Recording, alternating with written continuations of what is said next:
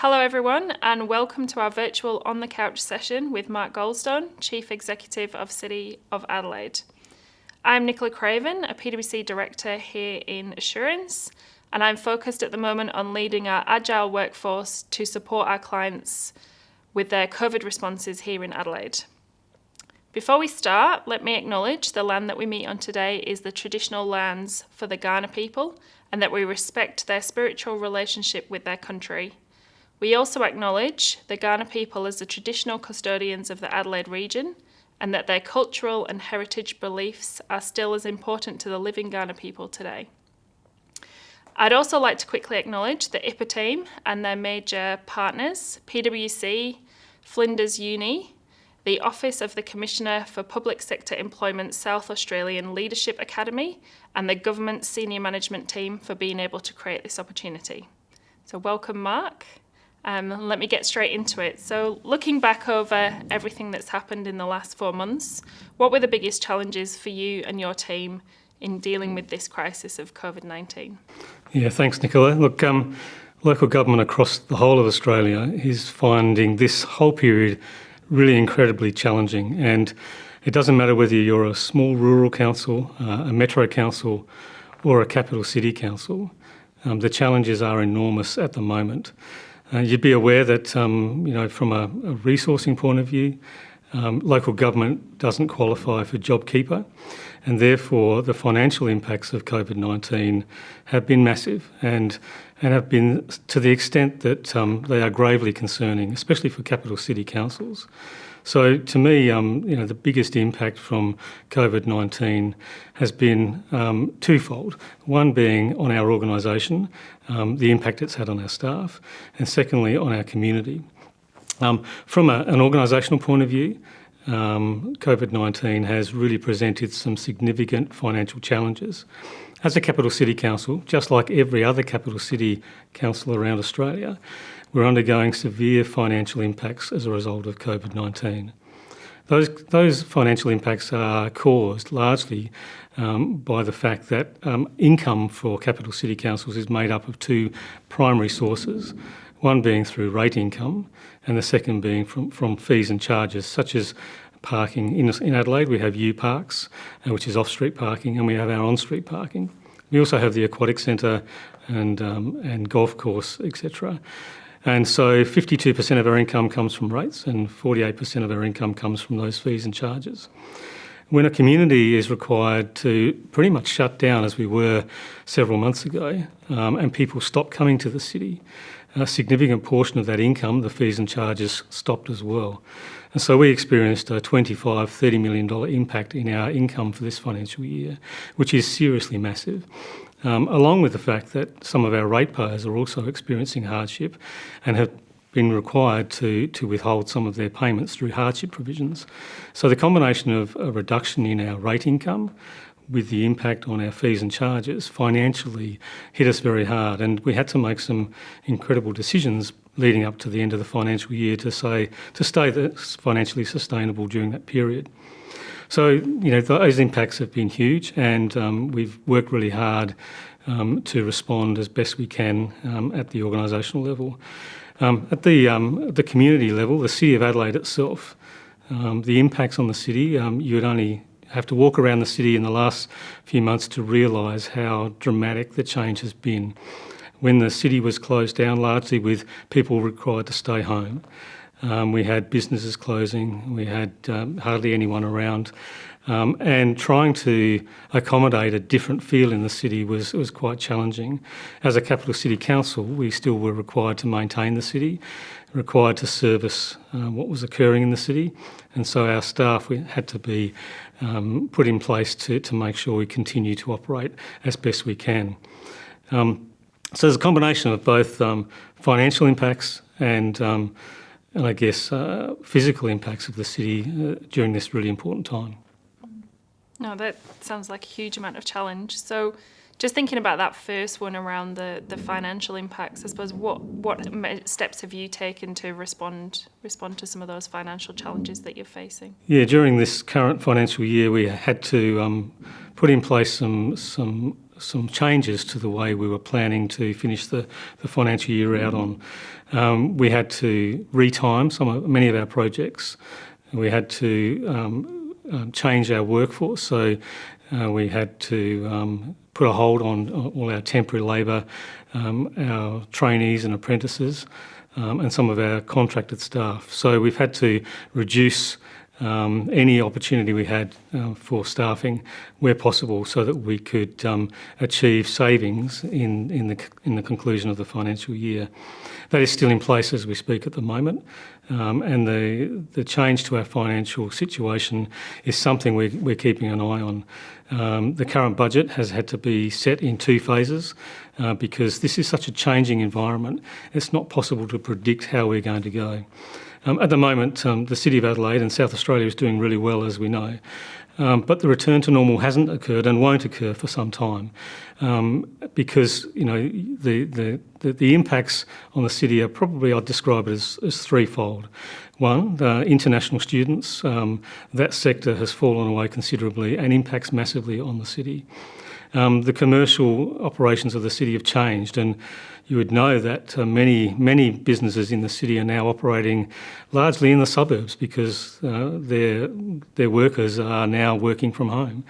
And so the absence of critical numbers of people coming to the city is massive. And along with the retail sector, so those 3 things, the retail sector, the commercial operations of the city and international students, the combination of those 3 has had quite an astounding impact on the way this city operates. And it needs to be something we need to try to reverse and to re-engineer so people come back into the city earlier rather than later. But we're not going to know how that's going to play out in full until the rest of Australia settles down as well. And there are other cities around Australia that are really struggling with the circumstances that are escalating as we speak. So we're very fortunate as a capital city in one regard, because we have some level of normality happening in our city, which is a relief to see. But it's never going to come back to the full way it used to be until the rest of Australia and internationally we see some normality. So perhaps we'll come back to that in a moment, but you obviously spoke about 2 elements up front, the finance and the community. So what have been your key areas of focus in helping the community during this time within the City of Adelaide? Yeah, so as the restrictions were put in place by the state government, who did a great job, I must say, in determining when and how to manage the situation, as a council we had to respond. And we had to respond by the closure of a number of our community facilities, our aquatic centre, our libraries, our golf course, our community centres. All of those were gradually closed over a period of time. And in doing that, the community were impacted directly. Significantly were our residents in the City of Adelaide, who were no longer able to access those facilities, as well as people that were visiting the city as well. So the impacts of those closures, I think, were quite profound on the city, and so we've had to work really hard to manage those facilities as best we could, providing some level of service by way of online and other innovative ways of allowing the public to access remotely. And so that's been quite a good journey that we've been on, and we've learned a lot through that, whereby we can provide services in a different way that is quite acceptable to the community. In fact, online activity has increased across the world, no doubt, and I believe it's almost now become culturally acceptable to provide services and access services online, when maybe 6-12 months ago it wasn't the case. So I think there's going to be quite a change in the way services are provided in the long term, which I think is going to be for the better.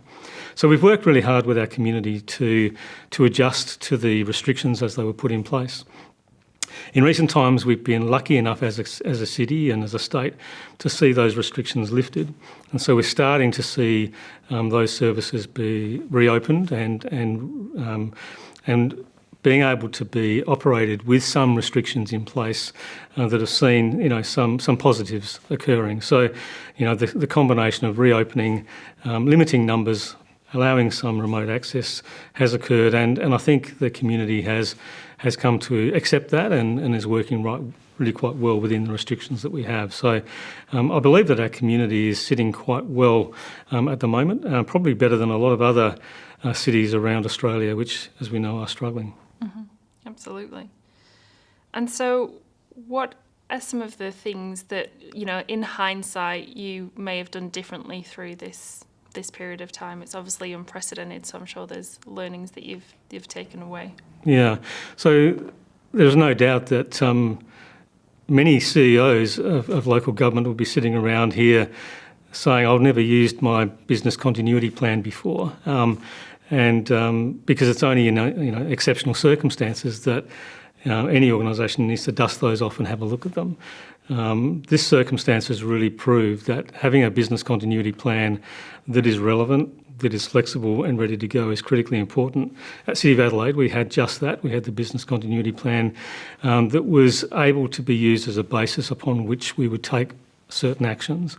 And to this day, we're still fine-tuning the business continuity plan as we've transitioned from restrictions into easing of those restrictions. So I believe at the operational level, having a business continuity plan that is relevant and is populated with your staff and your organisation is critical, and that's been proven. Having a critical incident management team in place is also something that I think is very valuable. And having a select person that is able to make the key decisions that is required. We chose to appoint a commander that had the delegated authority to take key decisions. So the combination of the business continuity plan, a critical incident management team with a commander leading that with delegated authority to make decisions, enabled us to respond quite quickly to the circumstances that we were confronting early on. And I think we were able to make some really logical, sensible decisions and communicate that not only with the community but also our own staff and our council members who were quite anxious about the impacts of what was occurring. So the combination of those pieces of work and being able to communicate what we were doing in real time with our council members and with members of the community resulted in, I think, in quite a smooth transition into that period when people were asked to stay home. The reverse of that is, as we've started to return, the restrictions have lifted. We've used that same team, that same business continuity plan to determine how we can legitimately reopen the city. And I think reopening the city is what you're starting to see day by day in a more progressive way, and I think it's a really good thing to see. And I believe that the community are very much more educated on the restrictions, how to behave so that they can stay safe and so that the rest of the community can stay safe as well. And I think local government has a big role to play in working with the community in that process. So you talked a lot in there about communication with staff and leading your teams and getting that communication right. How have you personally gone around leading your team and again, what would you have done differently if you had that time again, specifically with your City of Adelaide team? Yeah, so as a CEO within a capital city, local government has two aspects to it from a CEO point of view. I'm directly employed by my council members, and the council members make the decisions of council. So that's one hand. On the other hand, I am responsible for the operations of the organisation. So we have around about 800 staff. And so my role was to communicate two ways, one politically and one operationally simultaneously. That was quite a challenge because as the restrictions were being imposed, it was quite a changing environment, and so day by day it was a different circumstance that needed to be considered and responded to. And so as those days passed, we were having daily communications with our council members, daily communications with our administration, the staff. And the critical incident management team, through its commander, were sending out daily emails with a summation of any changes that occurred and any directives that were to be issued. And I believe that the combination of the critical incident management team, the commander, the CEO, myself, combined with our council members and the leaders within the organisation, all being on the same page with the same message, was quite an effective way of disseminating the information across the organisation. Personally, I worked quite hard on providing videos of what was occurring, keeping in mind that we had a large percentage of our staff working from home in those early days. And working from home is quite an interesting situation to be in. And I think you can feel quite removed from an organisation. So I worked quite hard in providing visual videos that could be circulated by email to those staff. And I believe that the level of communication has set us up in a good position to ensure we're fully informed and able to do what was required by way of the community's expectations. Excellent. No, I've certainly found that in PwC we've found a lot of different ways of communicating with each other that we probably didn't use as well beforehand. So far we've talked a lot about the challenges of COVID and some of the problems that it's brought about, but in some of your responses you've mentioned that it's given you the opportunity to communicate with your community or provide services to your community in a different way.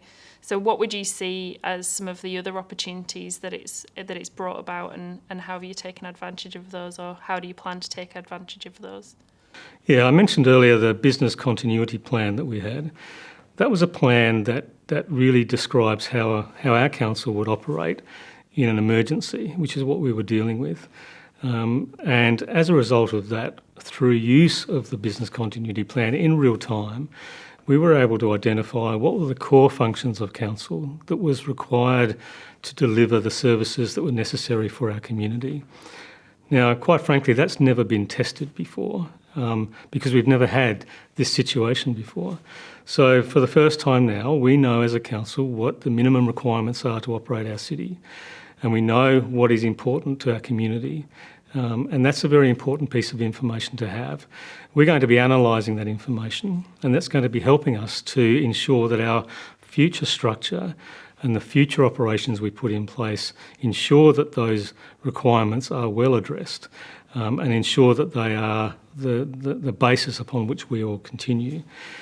COVID-19 has impacted the City of Adelaide as a council. We are going to be required to respond and to change. That change is going to be quite confronting and quite considerable. So therefore, we need to really understand what it is we need to provide for our community going forward. So there's a lot of work going on at the moment to really reconsider and reimagine what we are doing as an organisation and reimagine what we need to provide for our community. That work is critically important, and I think you'll start to see that play out in the near future. But I think organisational change is really important in any given time. But when you have an emergency such as we've been dealing with and we are currently dealing with, it demands change in a positive way. And our organisation is in a good place to do that. Our staff are well equipped. The communication has been very strong with our staff. And so I'm really optimistic that the organisation that we end up with in this next 6 to 12 months, which I think is going to be quite intensive, is going to be well placed to deliver the services we're required to in I guess, a fairly lean, focused and efficient way. And I think that's what all members of the community would be expecting. So I'll just shift gears slightly and just talk a little bit more about how councils are working with each other. So before we was recording, you were mentioning how you've worked in a number of other different council locations in South Australia through your career. How has COVID impacted how councils work together and collaborate or share information?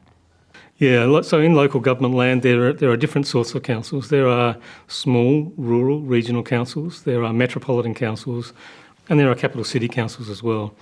All of them are pretty much governed by the Local Government Act and have a very similar approach to their business. Some of them are very remote as well and have minimal resources.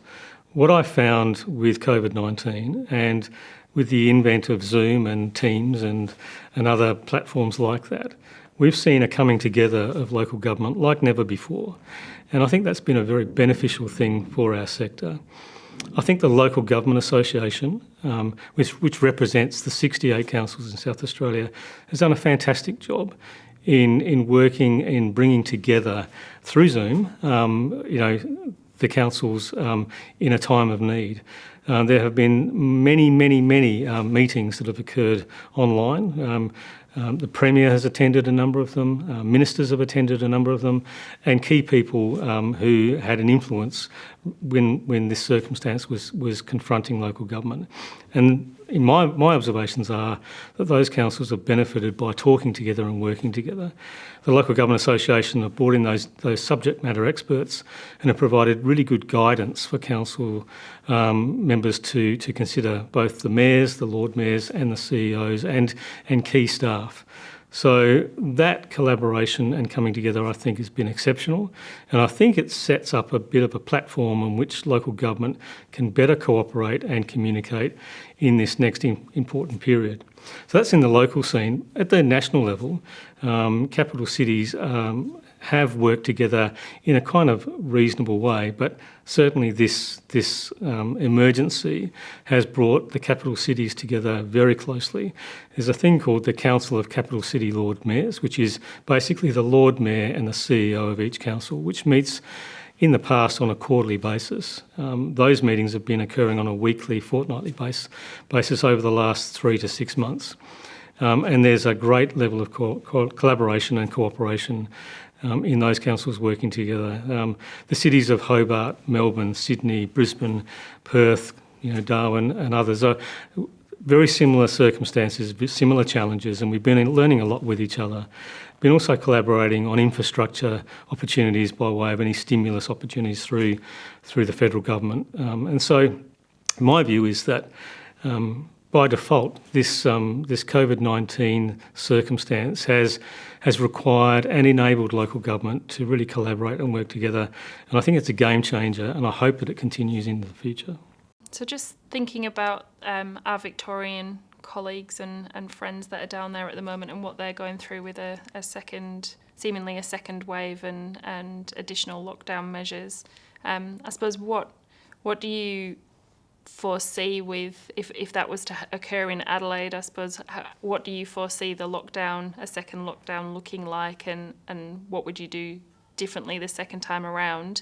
And I suppose what can we all do whilst we're visiting the City of Adelaide to make sure that doesn't happen to us? My view is that South Australia and Adelaide is in a great position compared to the rest, many states around the rest of Australia, and we are very fortunate to be that way. My belief is that the lessons learned by those other states that are currently going through a world of pain with the second wave is something that we can learn from. Being a capital city that is within South Australia that has good systems and processes in place, I believe provides a level of comfort and protection to us. Having said that, we all need to be careful, and as a capital city, we're putting in place the environment that we need to ensure that people that are enjoying the city do so in a very safe way. So we're working really well in reopening the city with our commercial sector, with our entertainment sector, to ensure that any events, any opening up of the city is done in a careful and planned way, working in collaboration with the state government. I must say that as a capital city council, we've been working incredibly collaboratively with all the state government agencies, both in the state level and the federal level. And the combination of that is, it gives me a level of comfort that the capital city of Adelaide is in a good position and should be able to avoid phase 2 of the COVID-19 environment. Having said that, if it does occur, I believe that as a capital city, we have our business continuity plan. We have what is required to ensure that we can make the city safe in a changing environment. So that is what we'll do if we're required to. In the meantime, we need to work as best we can to ensure that the city recovers and gets back to normal as soon as we can. So a couple of final questions before we wrap up. So as leaders, I've I've been finding myself trapped on a lot of those Zoom calls or Google Hangouts or whatever the technology is, and also stuck in my own house or working in ways different to normal. So as a leader, how have you looked after yourself through COVID-19 and made sure that you're in the best shape that you can be to face the consequences in your organisation? Yeah, COVID-19 has been challenging for myself, but no more so than any other leader in any of the organisations that have been impacted by COVID-19. I believe that the experience that we've all gone through has been quite an education, and it has demonstrated how resilient we all are. My view is that we will work differently in the future, and I think that the 9 to 5, always in the office environment has changed. I keep getting asked by my staff, can this work from home arrangement be something that we can look forward to in the future? My answer to that is, within reason, I think we can do that. I think many organisations are going to be looking at, does work from home really work? And what was the consequence of a large percentage of your workforce working from home? My view is it's been quite effective. And so I think that the future looks different. And myself, I had to self-quarantine for 14 days due to a visit interstate. I found that quite a confronting thing to do, but also I found it quite productive as well. And so I personally experienced the requirement of staying in your house, but being still connected to the workforce. And in my view, it was quite effective. It's not easy though. It's not easy to be looking at a monitor 8 hours a day and to be switched on to lengthy meetings where you need to contribute. But as time progresses, you certainly do pick up some skills, and I believe that there will be many in our community that are much more capable now and willing to work online, to work from home, or to work in different locations, whereas before that was probably something you didn't think that much about. So I believe that in the future, leaders that are able to be quite diverse in their approach and be able to walk the walk and talk the talk with flexibility, I think is a positive. And I'd like to think that organisations will change for the better in the future by way of its workforce and the flexibility that the environment will provide. And so when we're fully out of these restrictions and we can travel again, what's the first place that you're looking forward to visiting? I think everyone misses family, and so I've got family dotted around Australia, and it would be great, wouldn't it, to be able to travel interstate without any threat of restrictions coming back into our great city. So that's pretty much what I'll be looking forward to, but I'll be no different to many people. So I'm sure everyone is looking forward to getting out and not having any fear of not being able to get back into South Australia. Well, Mark, that's about all we've got time for. So thank you very much for your thoughts and insights in this unusual time. Is there any messages that you'd like to leave us with? Only that I think that as a City of Adelaide, as a capital city council, we're working really hard to work with our community during this really difficult time. Our organisation is well placed. We've done some great work to date. We've got a long way to go, and we've got a lot of adjustments to make, just like any other council in South Australia. Looking forward to working with the state government and the federal government collaboratively on any opportunities there are to reinvent the city, to reinvigorate the city, and to really ensure that when we recover from COVID-19, we're bigger and better than ever. Excellent. Thank you for your time.